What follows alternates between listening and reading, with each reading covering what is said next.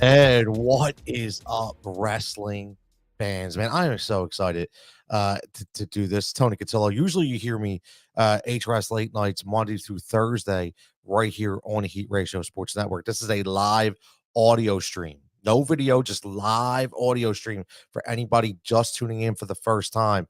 I used to run a show called The Final Judgment a few years ago, and I'm going to start that back up. And what it's going to be about all sports. Whatever I want to put a judgment on, and it's going to be an honest opinion. It's going to be an open conversation and an open dialogue. And listen, it's late tonight. It's 12:35 on the East Coast, but I'm still pumped up. I'm still pumped up over this WWE Smackdown. It was absolutely unbelievable. And I see a lot of hate on a timeline about this. And I want to get into a few different scenarios here. Again, make sure you like and subscribe in the show. You can obviously like it. You can subscribe to the channel. We are live on Facebook. We are live on YouTube. We are live on X. And call-in lines are open. It's very simple. If this is your first rodeo, I know it's late. I love the late night talk. If you're up, you're just coming in, you had a good night, you're just watching SmackDown, you see the end of it, and you want to give us a line. What's up, David? What's up, my man? Hopefully David was watching tonight if he's a wrestling fan. The live line is right there. All you need to do is call in. You pick up your phone, you click the button, and boom, you're good to go. That's it. I'll get you on the line. And like I said, it's all audio, it's no video. So it's an open conversation. And I wanted to do this because I've been very, very, very strong-willed and opinionated when it comes to the WWE. And I know there's a lot of stuff going on behind the scenes. And I think that's why tonight was even that much better. I think even, a lot of people haven't brought that up. Okay. Like we do know that this was in the cards. We just didn't know when, right? We always knew it. We always knew it was in the cards. But the problem was, when was it going to happen? There was stuff behind the scenes talking about negotiations and, they have to really finalize things. And a lot of people are saying this is because of the Punk injury. Listen, I'm going to be honest with you. Nobody's bringing up the scenario of quite possibly maybe they need to do this to redirect a lot of the traffic, the negativity that's going on in the WWE right now because of the Vince McMahon scandal. I don't think enough people are talking about that. And I think they're honestly putting this together as it goes. Now, they started it on Monday night with Cody Rhodes and Seth Rollins, which was a fantastic promo. Unbelievable. I mean, obviously it starts off with CM Punk doing one of the most heartfelt and emotional promos I've ever seen. Real, 100% real. Nothing fake about that promo, man. That was grab a mic and go out and speak the way you want to feel. And that's what he did. And I thought he was brilliant. And even take some bumps on the way out, right? And even take some bumps on the way out. But when it shifted over to Cody and it shifted over to Seth, you started to think where they were kind of headed. And a lot of people were pissed off. A lot of people, this is ridiculous. They're taking this moment away from Cody. And I highly disagree.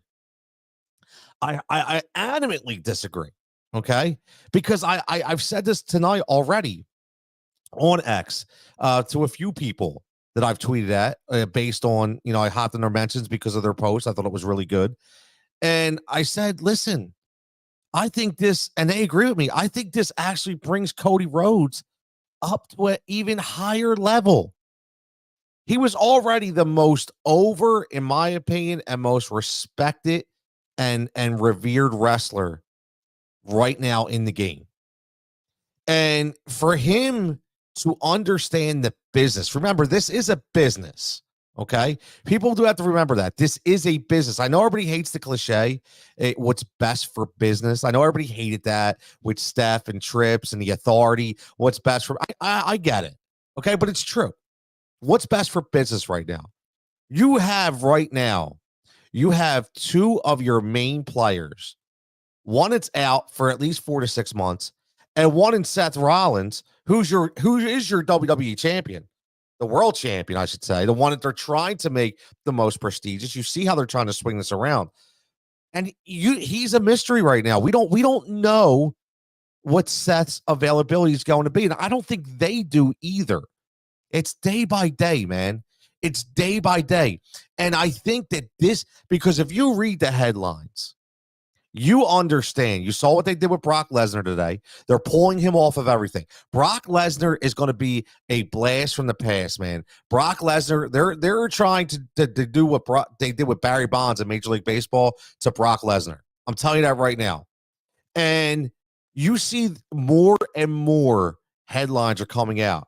More and more skeletons are coming out of the closet. And it's going to be bad press at a time where WWE is taking off on an insane level. So I don't think enough people are thinking about the prospects of, number one, The Rock. Yes, he is on a TKO board. But they see the negativity. They see what's going on. So there's only one way, and it's no disrespect to Cody. It's no disrespect to anybody. But the hottest attraction will and will always be The Rock or Stone Cold Steve Austin. So what is the best way we do this? We bring The Rock in. We decide all this as we go. We say, hey, Rock, listen, I know this you weren't supposed to return yet, but listen, we got to build. We got to build a storyline. We need to take the shift off. We need to take the shift off of the accusations of Vince McMahon. We need to take the shift off of everything that's going on. Let that play out. But we need to focus to be on in the ring. And what better way than to take The Rock and enter him into the storyline, and boom, there you go. It blows up. I think that's one of the reasons. And honestly, I think that one could have been the biggest driver. Now, my man David says, in my mind, LA Knight almost beat. Oh, absolutely. Of course he did. He almost beat him at Crown Jewel. You know, I really thought LA Knight, but you do know and you do see that they're trying to get Roman to that next level of going over Hulk Hogan's record, right? Everybody knows that. It's not a secret anymore. But what if that's what Cody was talking about tonight? He had a great promo where he specifically said, not only does he want the belt, he wants everything. He pointed to the people. He pointed to he wants to take, that means his legacy. That means his records. That means his belt.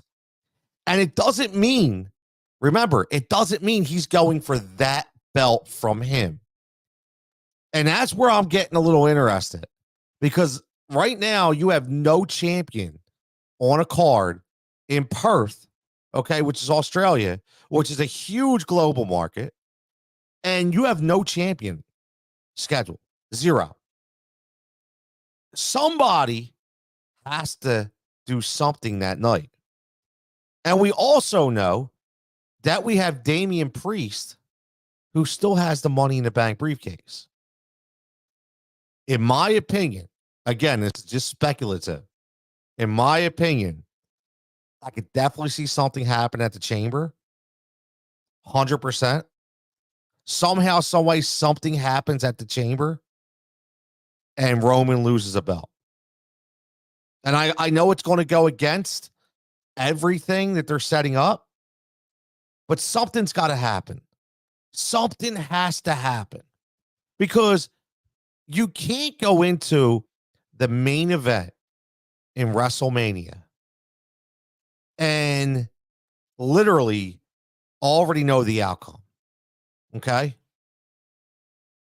Now, does anybody really think The Rock is going to win a championship? Absolutely not. The Rock cannot win the championship. The Rock cannot keep a championship schedule. So something has to give here. I'm not sure what it's going to be, but listen, they've done their job. I'm all in. I am all in. I love the creativity. I love the intrigue. I love how they're setting up. I for one, am extremely happy that they ended the way they did. And again, I thought it was absolutely brilliant.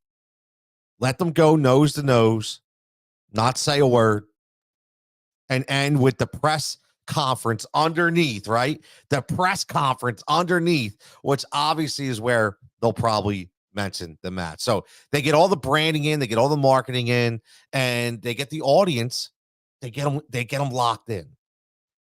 So, that's kind of like what's on my mind tonight. What's on my mind tonight is what are they going to do? What are they going to do with that belt? That's what I need to know. And again, here's a good question. Simple. Do you like Rock versus Reigns? Because I'm seeing a lot of hate. I am seeing a lot of hate. And again, the hate is because everybody just assumed and wanted it to be Cody Rhodes. But remember, you have 2 main events at WrestleMania now. It is a 2-night event. So both of these, not whether it's Saturday or Sunday, doesn't matter. Cody Rhodes is going to be in the main event. He is going to be in the main event. Think about this. I'll throw another scenario out there with you. And again, this is why I like this. And this is all scenarios because we honestly don't have a friggin' clue, okay, of what they're going to do. And I think that's great. I think that's great. They've created this intrigue and this interest. What if Cody wins a belt at WrestleMania and somehow, some way, Cody wins the WWE Championship, right? Seth Rollins is good to go. They have a fantastic match, and Cody wins the WWE Championship. But his story's not over because remember, he said he wants to take everything. Okay? He wants to take everything.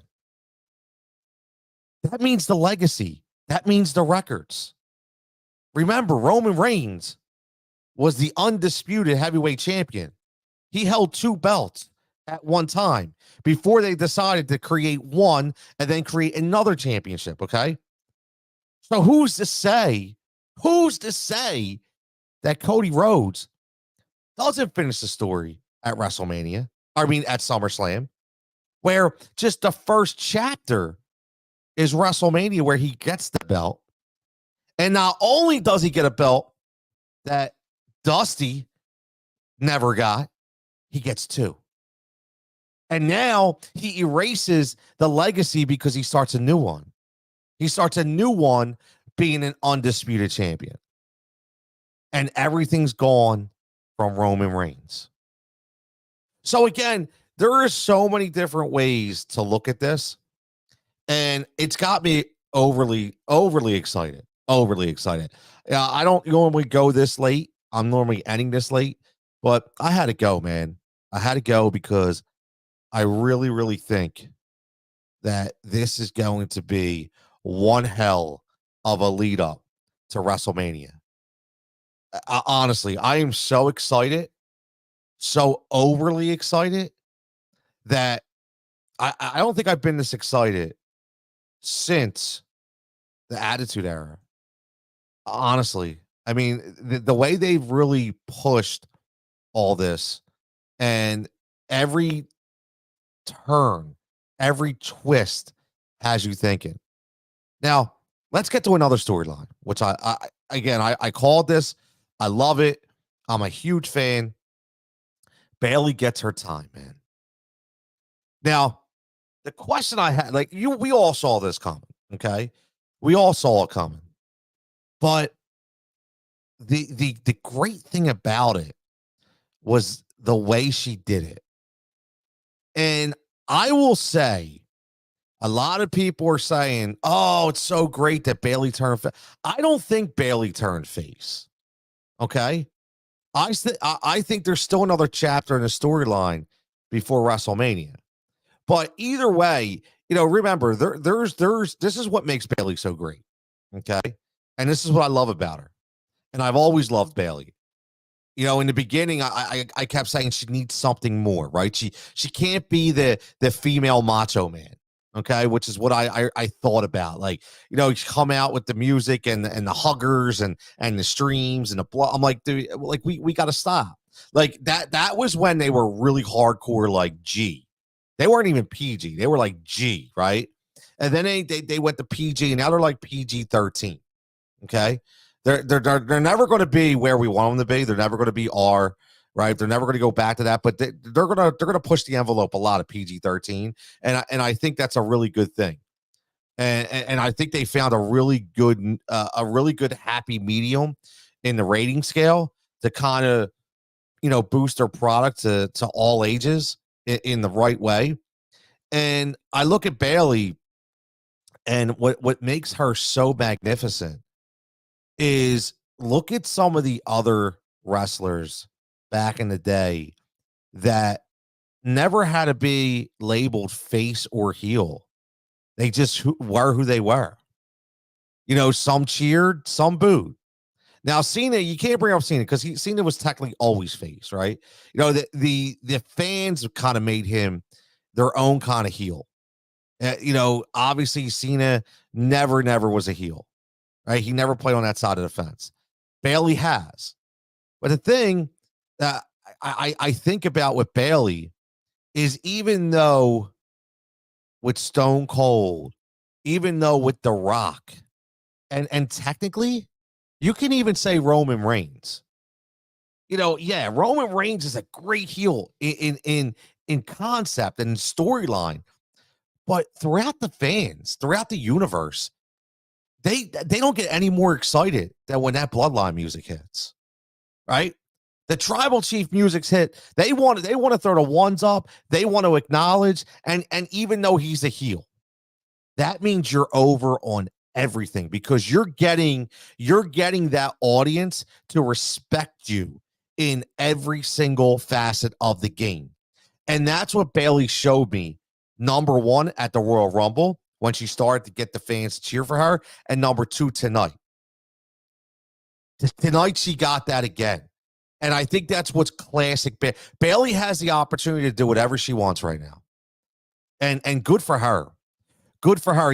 And you know what I like about this? And again, I'm going to say this with all due respect to Sasha Banks, because I tell you, I'm a huge Sasha Banks fan.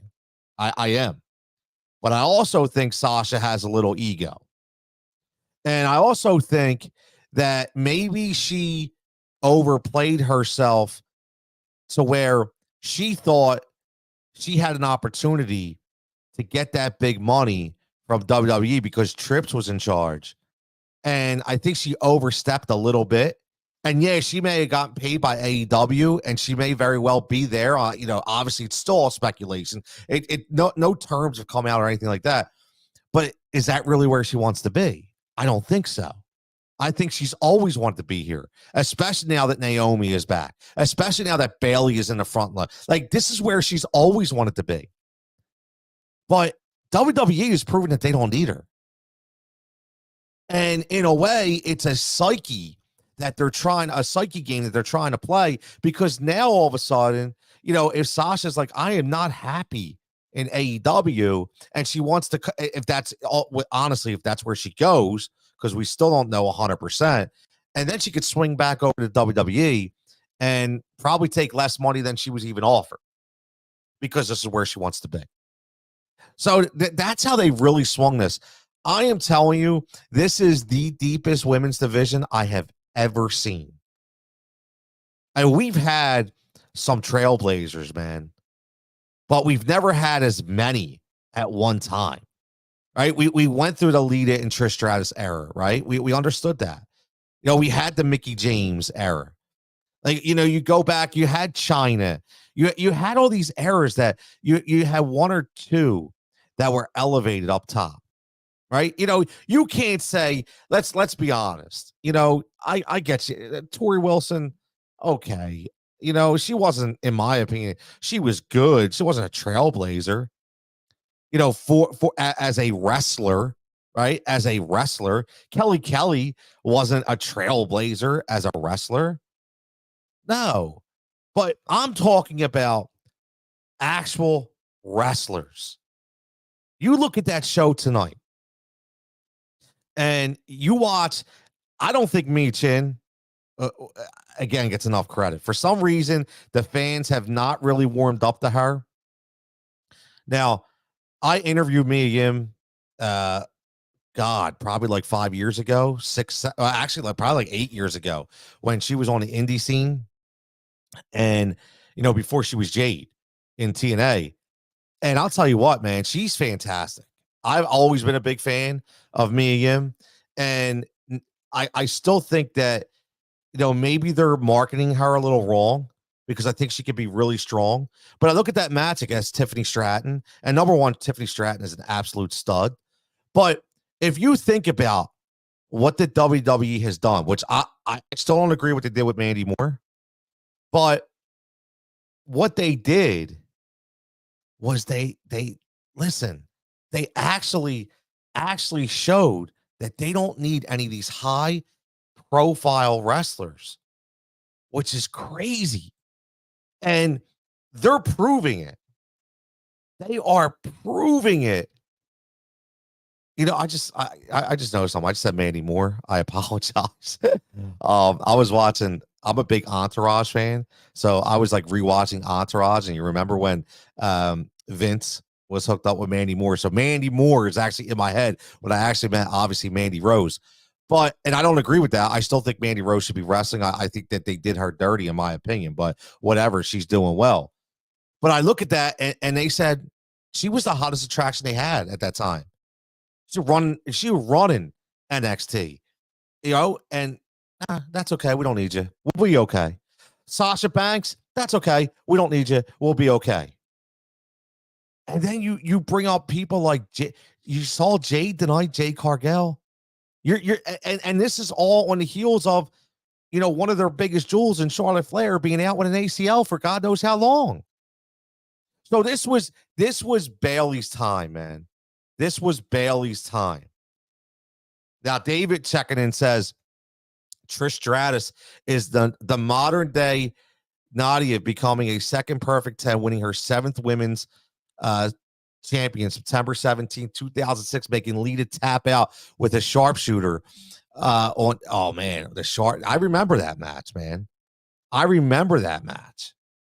And again, there you go. You're talking about, two of the trailblazers in the women's division at that time, with Trish Stratus, with Lita.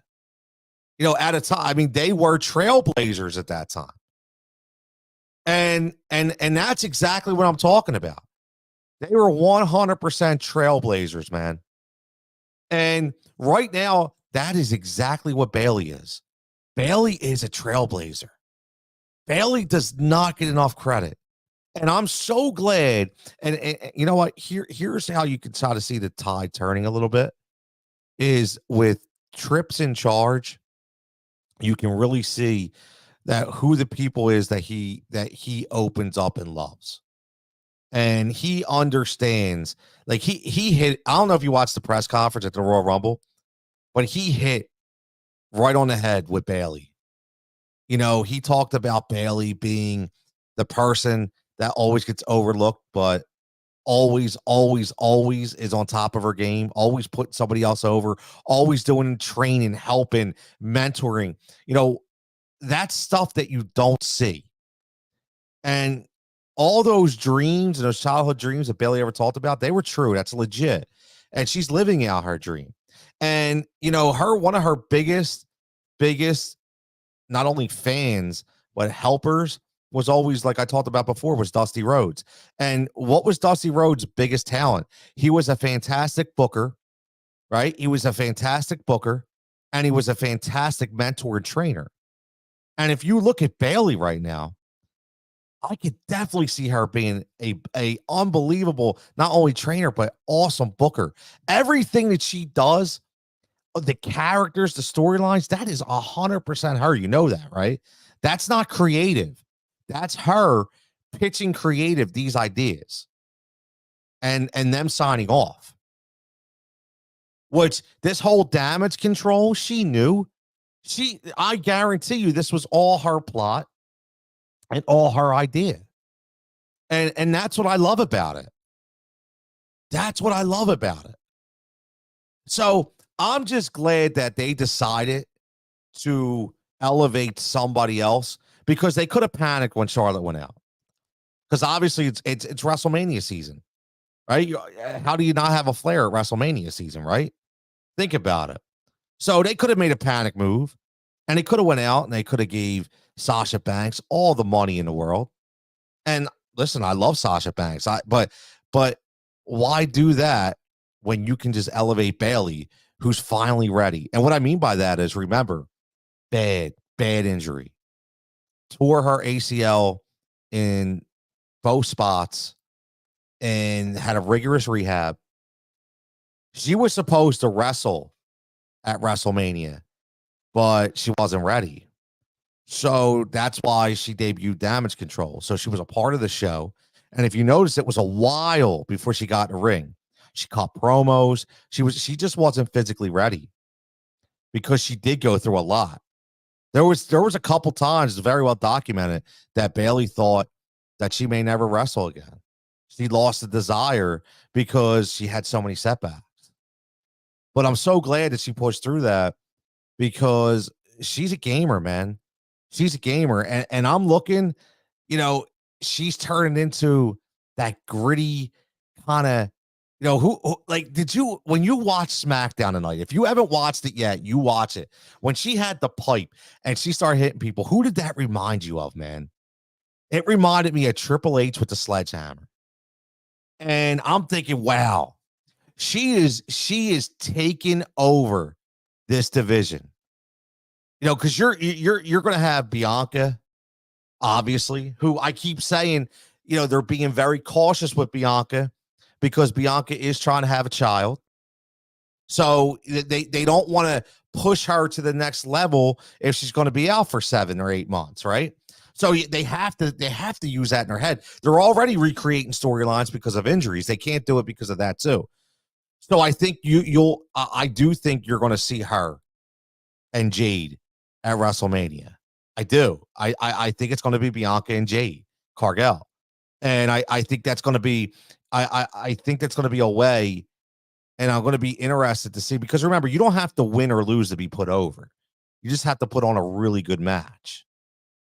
And I know they had the Nia Jax thing, but I think Becky Lynch goes away for a while. I think Becky Lynch goes away. And I think, obviously, you'll see a Becky Lynch, and you see the Nadia feud. You see the Nia Jax feud. You see what's going on. You see they're trying to rekindle it. You see they're trying to live it. I have a feeling that, Becky has a good match and then kind of goes away for a while. It's really hard. Like I keep saying, when you have two parents that are professional wrestlers that are always on the road, and eventually somebody's got to take a break. And obviously, Becky's done it all. And, it's usually going to be the mom that goes for a little while. And I do think that could be possible. And they got the Calvary coming, man. Tiffany Stratton. See, that's I want to get back to Tiffany Stratton too, because I'm adding her into this trailblazing women's division right now. And you have to tip your hat to Shawn Michaels. Not that we expected anything different. And, the way Trips has set this entire thing up, it is a thing of beauty, man. It really is. Trips has always been a student of the game. No pun intended. He's always had a passion and a vision. He was like a sponge, right? He listened and he took it all in from guys like Vince. No matter what you think about him, I'll say the wrestling mind Vince, not the what, right? Guys like Ric Flair, guys like Dusty Rhodes, guys like his own peers, like The Rock, like Stone Cold Steve Austin, and like HBK. He like Paul Heyman. You have to remember, man, he absorbs all the knowledge. And Trips don't take no prisoners, man. Trips is he go big or go home with Trips, and he's more of a personable kind of authority and leader. That's only going to make this product even better. Morale is better. Relationships are better. The product is better. I'll tell you what, man, it took a lot to get rid of Kevin Dunn. That was ballsy. That was ballsy, man. A guy who's been running your creative, entrances and production and for years and years and years. You say, yo, we need to change. We need some new blood. No disrespect, but it's time for new blood. We need to reinvent this product because you heard him in the press conference talk about a product that could be the best ever, and he feels it. So if he feels that vision, he's going to fuel that vision. Again, this is the Final Judgement right here. I am Tony Cutillo. I'm your host. This is brought to you, obviously, powered by Heat Ratio Sports. Make sure that you are liking, subscribe to Heat Ratio Sports. Like us on Instagram. Like us on Twitter, or X, I should say. Like us on Facebook.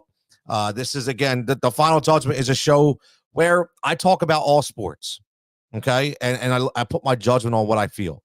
It could be any kind of topic. It could be any kind. It doesn't necessarily have to be sports either. It could be anything in general. But tonight, I really want to touch on this. I'm a huge wrestling fan.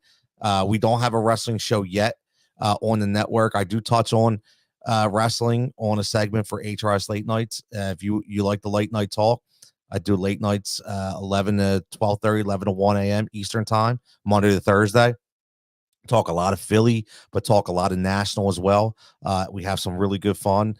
Call-in line is open if you want to get something off your chest when it comes about WWE, about what happened tonight on SmackDown, about Roman, about Rock, about Cody, about Bayley.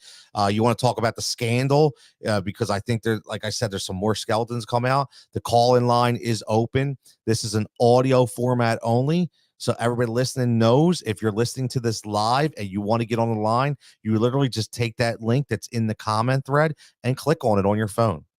That's it.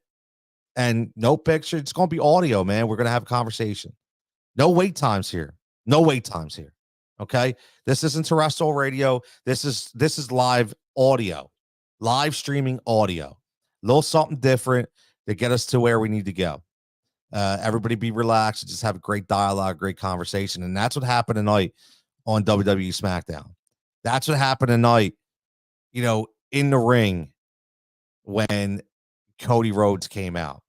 That's what happened tonight when Bayley came out. That, like, so many storylines were set, and you saw, obviously, the new announcers are taking place now. I love that Pat McAfee is back.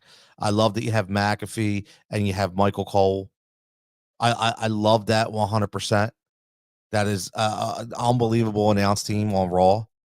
And I do like, listen, I like Corey Graves. I think he's really good. I've never had a problem with Graves, and now you have Graves and Barrett, which I think Barrett's very good too on SmackDown. So you have a lot that is really, really set up. And you think about just the over, I shouldn't say over, the abundant amount of talent that we're looking at right now in the WWE is honestly something that I haven't seen in a very long time. Now, I just talked about, the women, but I'm just talking about in general.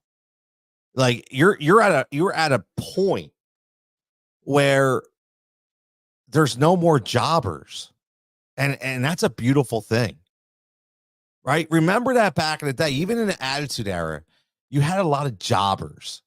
Right? You had those, Val Venus and Stevie Richards and the censor team or whatever it was, right? I mean, yeah, like who was it? Steve Blackman, right? You brought the Brooklyn Brawler out at times. Like, you had a lot of jobbers. I'll tell you what, there's not many jobbers, if any, right now on this roster because it's so damn deep, especially if there's no injuries. I mean, you think about it, a lot of these people are getting opportunities, and good for them because there is legitimate injuries. So they're getting a lot of TV time. and a lot of exposure, which I think is only good. And now you have, like I got to earlier, you have them going to the PC, the Performance Center, and you have them learning how to cut promos correctly. You have them learning how, how to look in a camera, what angles you should do, how to master their in-ring ability, their skills, their IQ, right? How to talk to wrestlers, how to give them specific signs, how to kind of get in their mind and know what they're thinking instead of whispering in their ear every time you bend over and try to do a Russian leg sweep. And that's what's big. That's what's such a big deal. And who better to teach that than HBK? I'm gonna say, like, look at Trick Williams and Carmelo Hayes. Are you like two studs? Studs. I mean, absolute studs. Both of them can carry a WrestleMania match with no issue already right now. It is, again, it's unbelievable. Braun Breaker, we haven't even talked about yet, who obviously has the lineage and has, has the skills and has the ability. And they inserted him into the Royal Rumble, and they just said, hey, Braun, you're going to take Brock's place, and you're going to take all his spots, you're going to take all his bumps, and you're going to follow his entire script. Not only did he kill it, he might have done it even better. How crazy is that? So we're in a time where there's no bathroom breaks, there's no intermissions, and it's a great time to be a wrestling fan. It really is. And I'm loving every minute of it. And what I plan to do, because what makes, if you don't listen to HRS Late Nights, you should, and you should start. I like to go back. I like to go through topics that other people aren't talking about. I like to create our own debates and our own segments that look back into the history of the sport that we're actually conversating about. And I plan to do that with the Final Judgment here when, we talk about certain things. It could be going back to, the Hogan years when he was victorious for X amount of days, and when he was on Saturday Night's Main Event every month, never dropping a title, right? I mean, Mega Powers explode. WrestleMania 5, right, with Randy Macho Man Savage and Hulk Hogan. And you go back and you look at that. Like, I go back far, man. I was an NWA guy before I was a WWF guy. Obviously that was before it was WWE. It was WWF. We all know that, right? So I'm not afraid to say that. So I was an NWA guy. I was a David Crockett Cup guy. I was a Rock and Roll Express, Dusty Rhodes, Four Horsemen, Ric Flair, Nikita Koloff, the Midnight Express, Jim Cornette, the Raging Bull, Jimmy Boogie Woogie Man. Right, that was Black Bart. I was an NWA guy all the way, man. And I was a. It wasn't. Listen. I liked all the alternatives. I liked the AWA. I liked to watch the Fabulous Freebirds. I liked Dr. Death. I liked Eddie Gilbert. I remember watching those scaffold matches, which were tremendous back in the day. I remember watching the Von Erichs, and I forget, it was World Class Wrestling, and the Iceman King Parsons, Terry Bam Bam Gordy, obviously Terry Funk. Like, I go back, man. I go back in my education when it comes to sports goes back, and I love talking about it. And I hope that you like talking about it too, because I don't think enough of this is around, man. My man David's always checking in. He's a big Nadia man. He's loving it. Winning her first WWF championship November 18th. Trish Stratus, the next Nadia Comaneci, winning her first WWF Women's Championship. Trish Stratus was the ultimate, right? She was the ultimate. So I plan to do this a little more. I was hyped up, and obviously we have the NXT pay-per-view on Sunday night, Vengeance. So I'll probably be on afterwards, maybe talking about Vengeance. I'm really happy. Listen, I'm excited about it. I really am. I think it's going to be a tremendous pay-per-view. I do. I think there's going to be obviously more storylines to be told, and I think there could be some surprises too, because you heard tonight that they basically announced it in commentary that Tiffany Stratton has signed on with SmackDown. It was our first match tonight, so she's official. So she's gone from NXT. Braun is gone from NXT. We already know that. Carmelo Hayes is going to be gone from NXT.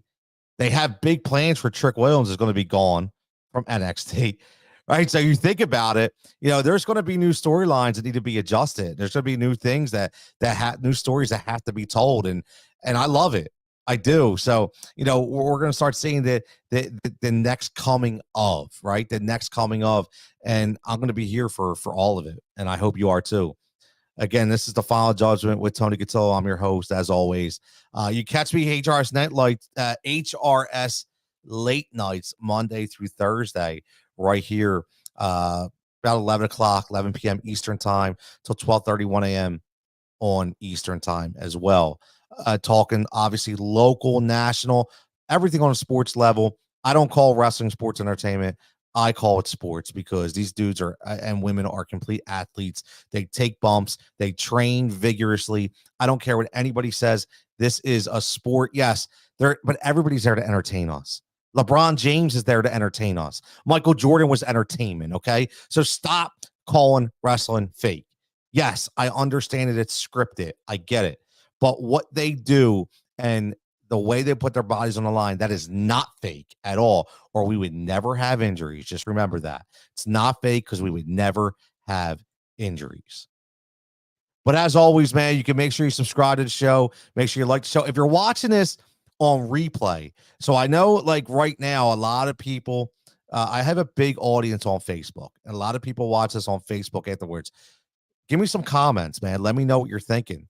On all these questions that I propose here. Let me know what you're thinking, and let's have a conversation. Let's have a conversation. Let's have fun, because that's what it's all about. So everybody, as always, right here, Tony Cutillo, you everybody have a fantastic evening. Everybody, it's the weekend. It's going to be nice this weekend. I say this all the time.